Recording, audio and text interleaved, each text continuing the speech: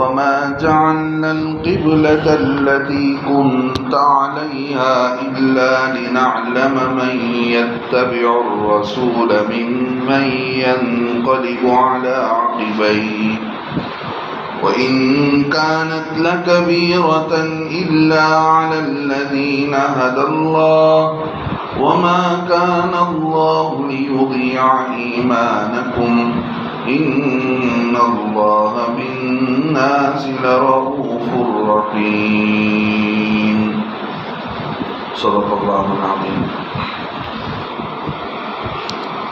محترم بزرگان دین، پچھلے ہفتے ہم نے پہلے پارہ کی آخری آیتوں کی تفسیر اور اس کا ترجمہ معنی مطلب سنا۔ اللہ رب العزت نے ان لوگوں کو جو ایک خاص رنگ میں رنگے جانے کے بعد سمجھتے تھے کہ یہ آدمی پکا عیسائی ہو گیا ہے، ایک حوض بنا رکھا تھا، اس حوض میں پیدا ہونے والے بچے کو اسی طرح جو آدمی عیسائیت میں داخل ہوتا اس کو اس میں ڈبو دیتے اور اس میں زرد رنگ پیلے رنگ کا پانی ہوتا تو یہ سمجھتے کہ آج سے یہ پکا عیسائی ہو چکا ہے۔ اللہ رب العزت نے بتلایا کہ دیکھو تمہارے کسی رنگ کے اختیار کر لینے سے تم جو ہے کامیاب نہیں ہو جاتے، بلکہ رنگ تو اللہ کا ہے، اللہ کا رنگ وہ رنگ ہے، دین اسلام کا رنگ ہے، لہذا کوئی رنگ اختیار کر لینے سے کوئی اللہ کا چہیتا نہیں بن جاتا ہے، اصل رنگ تو اللہ کا ہے، اس میں ہر آدمی کو رنگنا چاہیے۔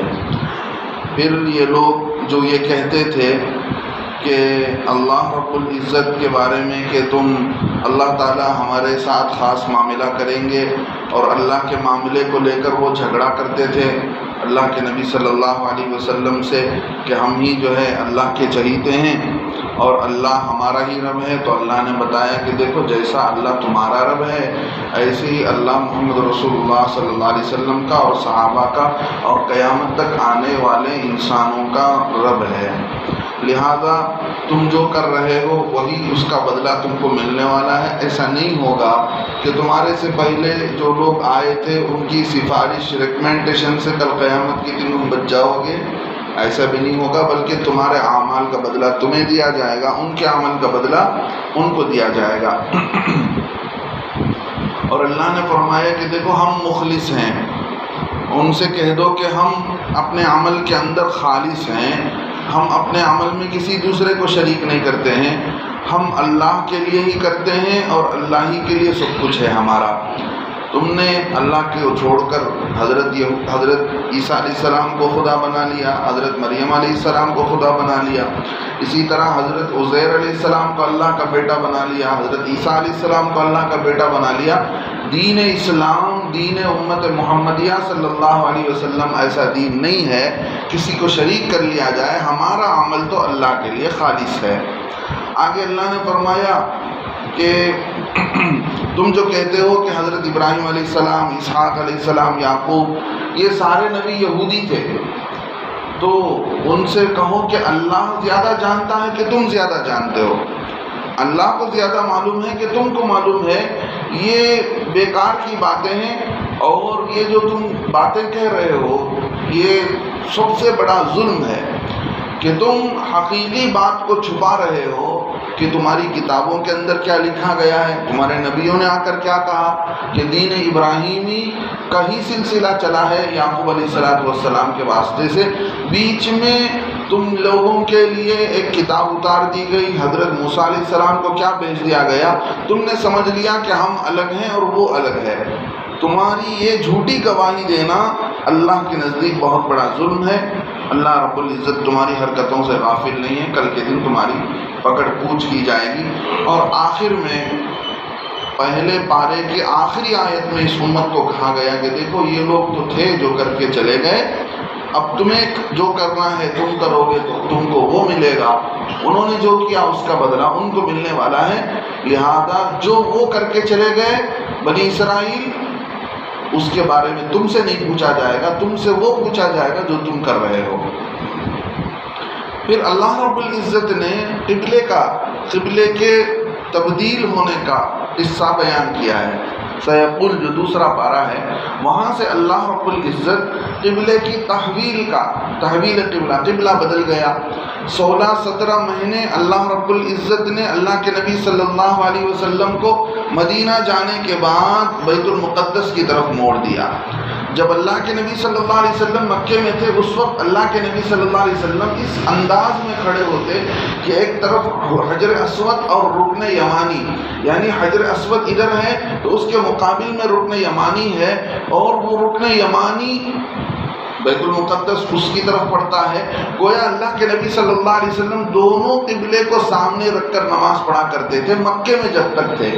جب ہجرت کر کے مدینے کو آ گئے تو اس موقع پر ویسا کرنے کا موقع نہیں تھا، بلکہ ایک ہی جانب قبلہ کرنا تھا۔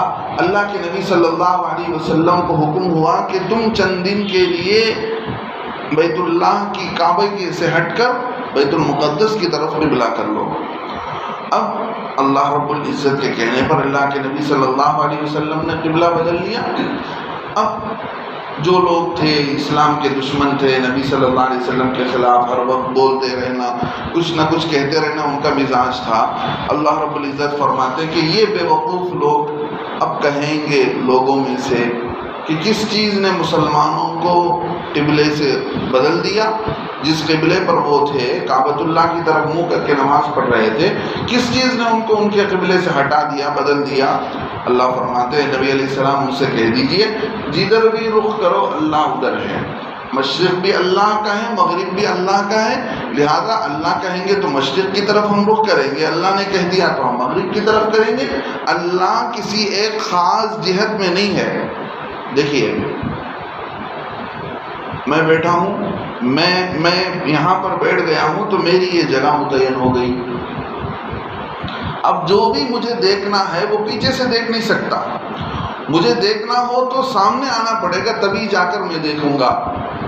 انسان جہاں بیٹھ جاتا ہے گویا وہ اس کا جسم ایک جگہ کو لے لیتا ہے، اور بیٹھے بیٹھے آدمی اپنے رخ کو تو اپنے چہرے کو موڑ سکتا ہے، لیکن انسان کا رخ جو سیدھا ہے وہ بدل نہیں سکتا جب تک کہ انسان خود بدل نہ لے اپنے کو۔ اگر میں نے اس کرسی کو قبلے کی طرف منہ کر کے ڈال لیا پھر بیٹھ گیا تو پھر میرا رخ بدل جائے گا، لیکن اللہ کا معاملہ ایسا نہیں۔ اللہ جگہ سے پاک، اللہ جسم سے پاک۔ جسم ہے تو ایک جگہ کی ضرورت ہے، یہ تپاہی ہے، یہ میز ہے، یہ جگہ پر رکھی ہوئی ہے، تو اس کو جب تک موڑا نہیں جائے گا تو اس کا رخ ایسے ہی رہے گا، اس طرف نہیں ہو سکتا، اس لیے کہ اس کا ایک جسم ہے، اتنا ایریا یہ لیتا ہے تو اس ایریے کے لیے اس کی ایک جگہ خاص ہو گئی۔ اللہ رب العزت کیا کوئی جسم نہیں، اللہ رب العزت کسی جگہ کے لیے خاص نہیں، اللہ ہر جگہ ہے، جدھر چاہے رخ کر کے نماز پڑھیں گے اللہ کو وہ چیز پہنچ جائے گا۔ آپ ان سے کہہ دیجئے اللہ جسے چاہے ہدایت، سیدھے راستے کی ہدایت دیتے ہیں۔ اب آگے اللہ رب العزت اس امت محمدیہ صلی اللہ علیہ وسلم سے خطاب فرماتے ہیں کہ دیکھو وَكَذَلِكَ اسی طرح جَعَلْنَاكُمْ أُمَّةً وَسَطًا ہم نے تم کو ایک معتدل امت بنایا ہے۔ معتدل کا معنی کیا؟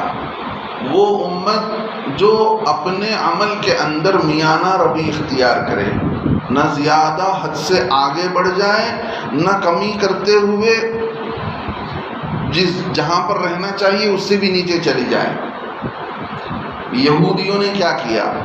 یہودیوں نے حضرت عزیر علیہ السلام کو اللہ کا بیٹا بنا لیا اور دوسرے نبیوں کو قتل کیا، نبیوں کو جھٹلائے، اور اللہ کے انبیاء علیہ السلام کے درمیان میں فرق کرنے لگے کہ ہمارے نبی سب سے بڑے نبی ہیں، جو دوسرے نبی آئے ہم ان کو ماننے کے لیے تیار نہیں۔ حضرت عیسیٰ علیہ السلام کو قتل کرنے کے در پہ ہو گئے۔ گویا اللہ نے جو ان کو لمٹ دیا تھا اس لمٹ سے کراس کر کے باہر چلے گئے۔ یہ کہتے ہیں افراد، بڑھ جانا۔ ایک ہوتا ہے تفرید، کم کر دینا، یہ انہوں نے کم کر دیا نبیوں کو، اللہ کی بات کو، اللہ کے نبی صلی اللہ علیہ وسلم کے درجے کو، قرآن کے درجے کو یہودیوں نے کیا کر دیا؟ کم کر دیا۔ عیسائیوں نے کیا کیا؟ عیسائیوں نے نبیوں کو چڑھا دیا۔ انہوں نے کیا کیا؟ انہوں نے یہ کیا کہ حضرت عیسیٰ علیہ السلام کو اللہ کا بیٹا بنا لیا، اسی کو خدا بنا لیا، اور اللہ کے نبی صلی اللہ علیہ وسلم آئے ہیں، ان کی کتاب میں لکھا ہوا ہے، حضرت عیسیٰ علیہ السلام نے وصیت کیا تھا کہ میرے بعد ایک نبی آنے والے ہیں، ان کا نام احمد ہوگا، محمد ہوگا صلی اللہ علیہ وسلم، یہ وصیت کر کے گئے ہیں، وہ انجیل میں لکھا ہوا ہے۔ اس کے باوجود بھی ضد ان کے اندر اتنی تھی کہ اپنے نبی کو ہی بڑا بنا دیا، اللہ کے نبی صلی اللہ علیہ وسلم کو نہیں مانا۔ لہذا یہ دین ایسا دین نہیں ہے۔ یہ دین امت محمدیہ صلی اللہ علیہ وسلم کو جو دیا گیا ہے، یہ معتدل دین ہے۔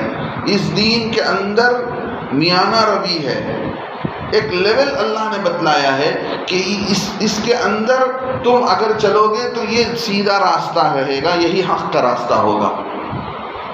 اللہ رب العزت بتاتے ہیں کہ دیکھو تم ایک معتدل امت ہو۔ تو کیوں؟ اس لیے کہ کل قیامت کے دن نبیوں کے لیے تم گواہ بنو گے۔ کل قیامت کے دن کیا ہوگا؟ کل قیامت کے دن یہ ہوگا کہ اللہ کے نبی صلی اللہ علیہ وسلم سے پہلے جتنے انبیاء آئے وہ انبیاء پیش ہوں گے، وہ انبیاء کی امتیں پیش ہوں گی۔ ان سے پوچھا جائے گا کہ بھی بتاؤ تمہارے پاس نبی آئے تھے؟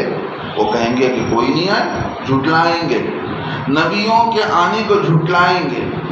اللہ کے نبی صلی اللہ علیہ وسلم فرماتے ہیں اس وقت میری امت کو لایا جائے گا اور وہ میری امت آ کر ان نبیوں کے بارے میں گواہی دے گی کہ یہ سارے انبیاء اپنی قوم میں گئے، انہوں نے محنت کیا، ان لوگوں نے جھٹلایا، آج اس کی وجہ سے یہ ناکام ہوئے۔